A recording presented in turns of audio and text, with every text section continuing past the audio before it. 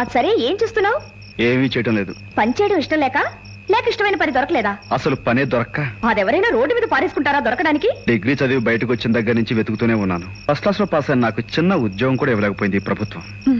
భారతదేశంలో ఉండే ప్రతి నిరుద్యోగి చెప్పే చేతకాని మాటలే నువ్వు చెప్తున్నావన్నమాట. అంటే?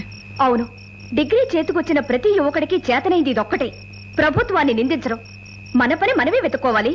అవసరమైతే పని సృష్టించుకోవాలని ఎందుకు ఆలోచించరు? ఉదాహరణకి నన్ను తీసుకో. నేను ఒంటరిదాన్ని. వెనక ముందు నాకెవ్వరూ లేరు. పొద్దునే 6 గంటలకలా లేచి 4 గంటల ఆ పని ఈ పని చేసుకుంటాను. ఏ, నేను శుభ్రంగా బ్రతకటం లేదా? నేను మాట్లాడేది చదువుకున్న నిరుద్యోగుల గురించి, నీలాంటి వాళ్ళ గురించి కాదు.